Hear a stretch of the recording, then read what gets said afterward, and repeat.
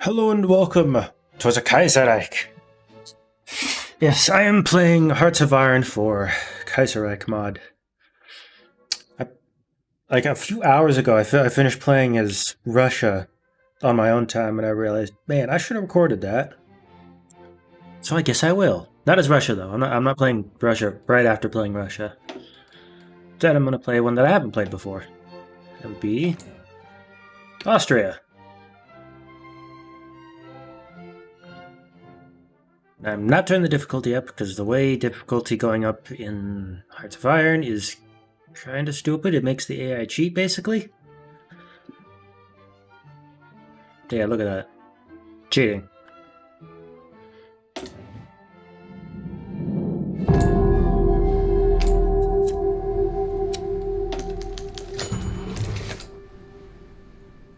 Oh yeah, the update is called Stay at Home. Yes, I will enjoy it. Achtung! Huh, well, that's all I have is Austria. Angetreten. Well, until I consolidate all of my puppets together. Angetreten. Zuhören.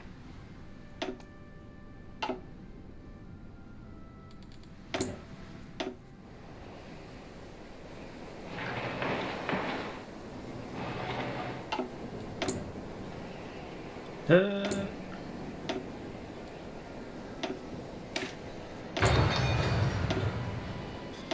probably gonna go down the route of the Austrian Federation. Or, no, the United States of Austria, that's what it's called. The United States of Austria.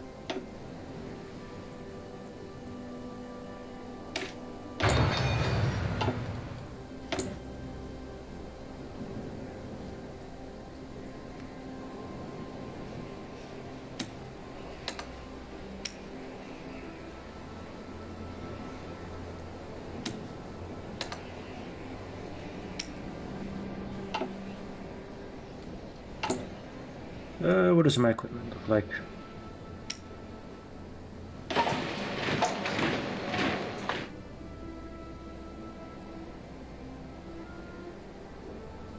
Fighter, naval bomber. Oh, I only have fighters and naval bombers.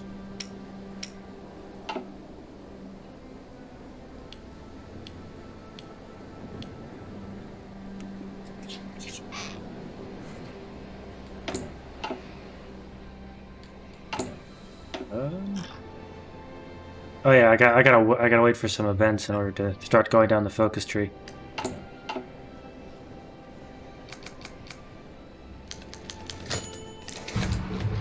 Situation of Austria in 1936. Despite standing amongst the victors of the Weltkrieg, the war revealed the divisions of our culture. Class and ideology within the empire ever so clearly, and the inner unrest continued on as the war ended. Kaiser Karl, following in the footsteps of the assassinated Franz Ferdinand, in trying to reform the multinational Austro-Hungarian Empire into something that could survive in the 20th century, launched a series of large-scale reforms. However, his efforts were largely blocked by nobility of the Hungarian side of the empire, leading to his plans of federalization progressing only slowly, and only on the Cisleithanian side of the empire. However, many feel that there is hope for Austria. The last decades were hard on the empire, but the effort has started paying off. Cisleithanian Austria, now a federation state, has calmed down, but the same cannot be said for Transleithania. It is, however, unlikely that the Carpathian Basin will continue to remain in Magyar hands, since Hungary's people have been gazing upon the liberties across the Letha, wishing to have such autonomy for themselves. Whether reform will be able to find its way to Hungary, only the Kaiser knows for sure. And I'm not going to read that because I will butcher it.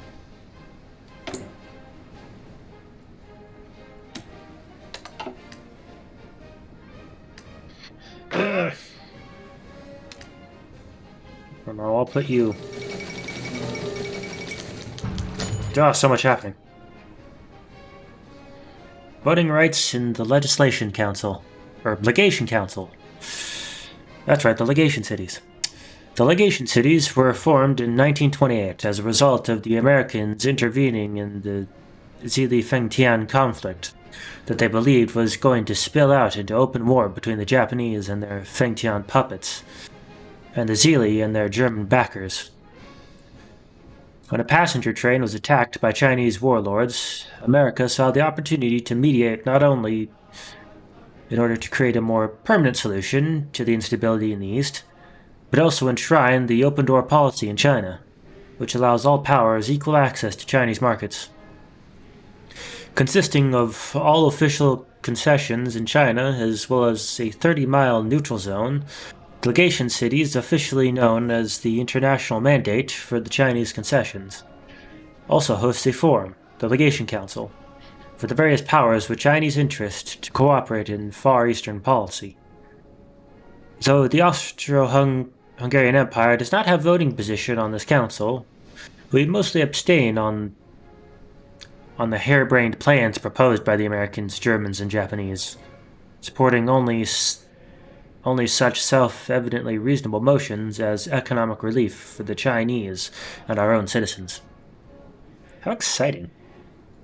In the national spirit, fruits of the open door. By the way, fair warning, there's a lot of pop-ups in Kaiserreich if you've never played or seen Kaiserreich before. Kornilov storms Moscow. Taking advantage of the chaos in Moscow after the assassination of Kerensky, Lever Kornilov and his officers, with the help of combat squads from Boris Sevenkov's NRPR, took to the streets of Moscow to fight off leftist organizations and trade unionists. After hours of bloody street fighting, Kornilov took full control of Moscow and was sworn in as Supreme Commander-in-Chief and President of Russia. Will got tongue-tied there. Will Russia ever rest? The world may never know. Angetreten. Let's give my troops something to do.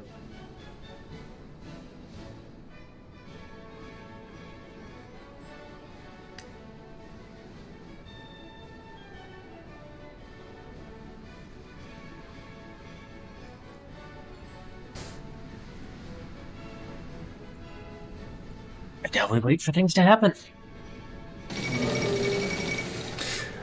A nice thing about the latest update to Kaiserreich is they fixed the bug that was causing a hitch at the end of each day. So it runs much faster.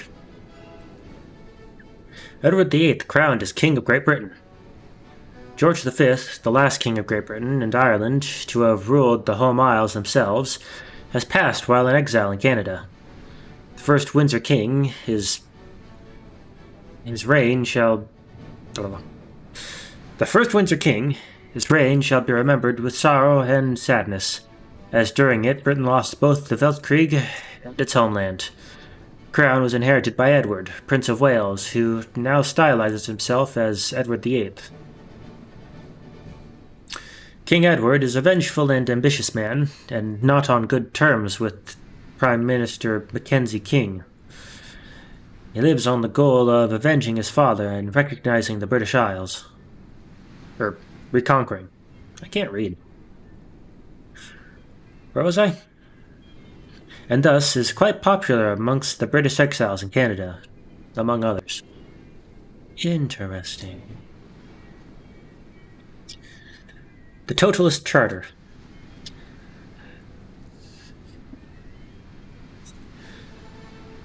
Mussolini, Valois,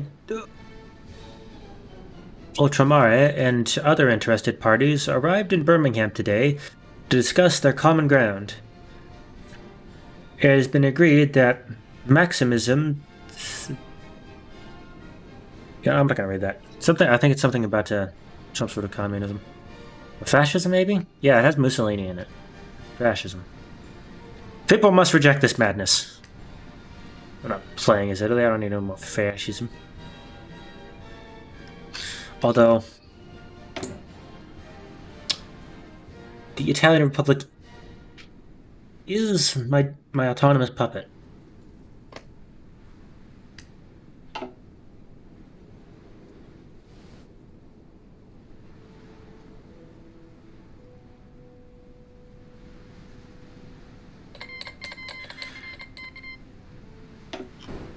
Oh yes, that happened. That's happening. The Fifth Anglo-Afghani War. After the Weltkrieg, as the British Raj collapsed into turmoil and warfare, the neighboring kingdom of Afghanistan took advantage of this as an opportunity to seize Peshawar and Quetta, both border regions of the Dominion. However, the Afghani government's attempts to modernize over the last decades have been met with fierce resistance from the conservative elements within the country. The king now hopes to use the turmoil in Delhi following the death of George V to his advantage by repeating the success of the Fourth Anglo-Afghan War. The king hopes to silence the conservative opposition and bring new lands to the crown. However, international experts do not put many hopes on the tiny mountain nation winning this conflict. And from what I've seen in Kaiserreich, they don't. Actually, from what I've seen, they get pushed back and then the scripted peace deal happens. Electoral gridlock in France, fucking communists.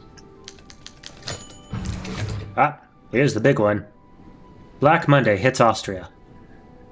Black Monday has hit Germany, and it would not be long before its shockwave rippled across Europe. Given its close proximity, Austria was among the first to be affected. The economy is struggling, and troubling times lie ahead. Ach Gott! That's right, in this world, it's not the US that causes the Great Depression, it's Germany.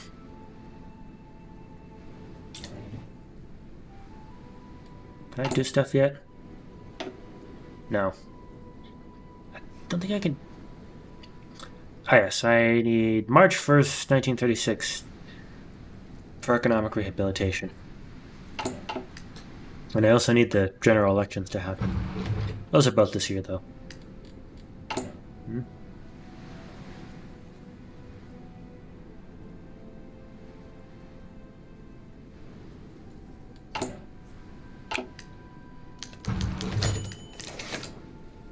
Withdrawal from the Italian Republic. Black Monday has hit the Empire of Austria hard. Hard enough that many of our companies have been forced to withdraw from the Italian Republic. Not only has our economic hold over the Italians weakened, we also cannot afford to maintain our occupation forces there. For good or ill, the Italian Republic is now effectively independent. We will have to maintain a working relationship with them, at least until we can restore our own strength. Our sphere of influence retracts.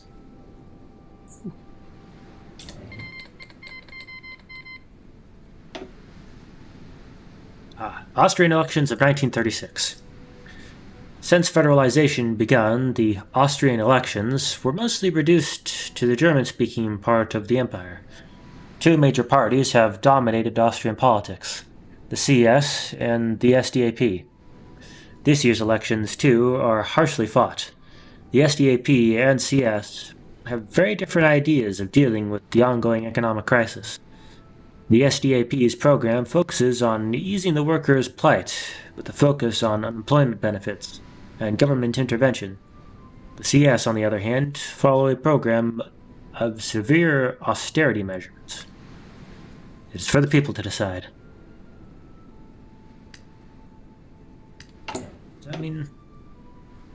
No, I need to wait for them to finish. It'll finish automatically.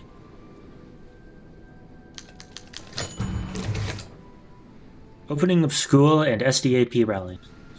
Even if the economic situation of Austria has been dire for a while, the first years after the Weltkrieg, when the CS and SDAP still cooperated in their governance, the Empire of Austria saw widespread reforms in education and welfare.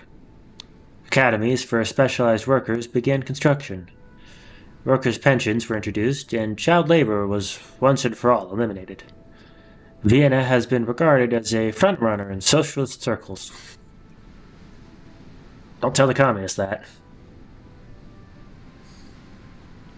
I'm talking to you, No, I'm not talking to France. France is the one I don't want to hear. I'm talking to Italy. Italy's my closest ally to France, so don't tell them. Okay, Italy? Where was I? Oh, yes. Today, a new academy is opened in the 9th district of Vienna, which the SDAP sees as a major success. Many speeches by various politicians are held. Karl Renner always standing in the background. Renner has been the effective head of the party since he found the goodwill of the Emperor during the Weltkrieg, with a policy of Burgfrieden and cooperation with the Crown. Do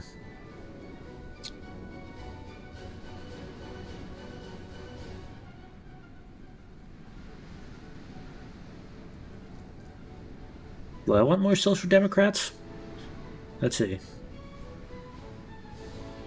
Okay, so I have to choose between the Social Democrats and the Social Conservatives.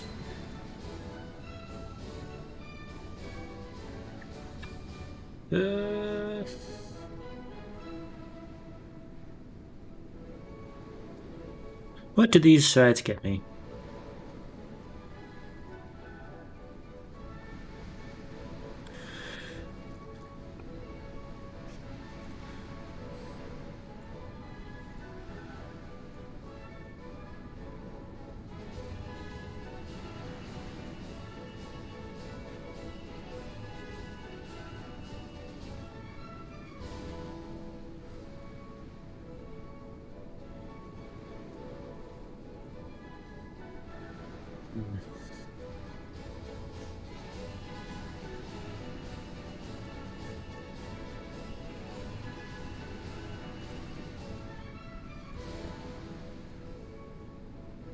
I don't know which one.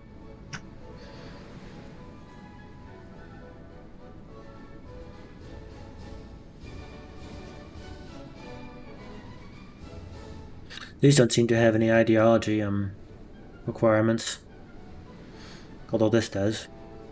Well, I'm probably going to do a Federation of Equals. So I don't need the Social Democrats.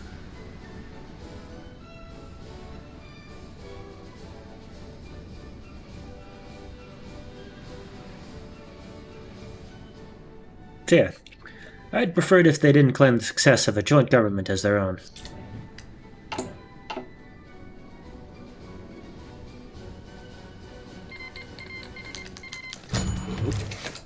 The CS invites Prince Otto to hunt.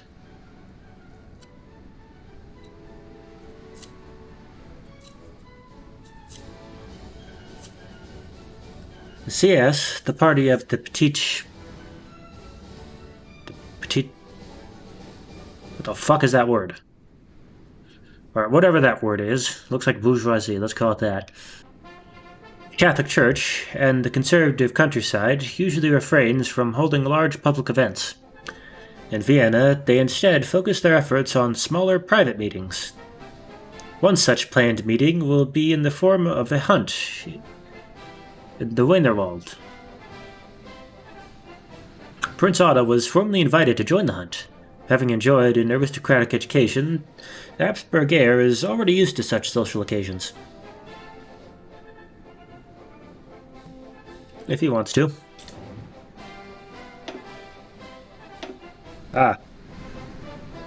The...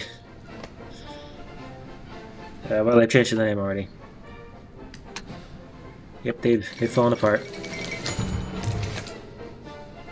Successful hunt for the CS. Following the hunt, a feast was held, during which the radio interview, that's a typo, with several prominent CS figures, but also Prince Otto, was recorded. It seems like this was on purpose, as Prince Otto is now being associated with the party, and support amongst our most devoted subjects for the party has increased. Is this what they were hunting for? Marshal Wu Peifu, back Nanjing. The German order in Austria may still hold. I might hold off on reading some of the news articles that pop up. Maybe only reading the important ones. Because those events don't usually have direct effects on the country. It's flavor. Japanese troops garrison Tianjin. It seems that economic woes have gone down hard on the legation cities, and they have decided to outsource much of their security operations to the Japanese to keep their economy afloat. While there is little we can do to stop them, there has been uproar in the council over the shifting balance of power, and with calls for Japan to not abuse their position in the city. Worrying to say the least.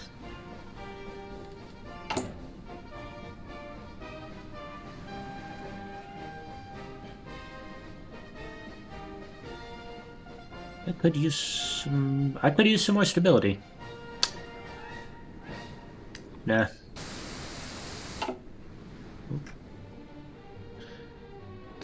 Yeah, let's just watch the war.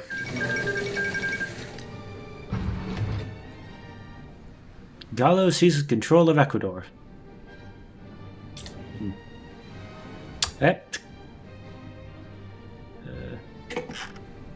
Yep, that's the scripted peace deal.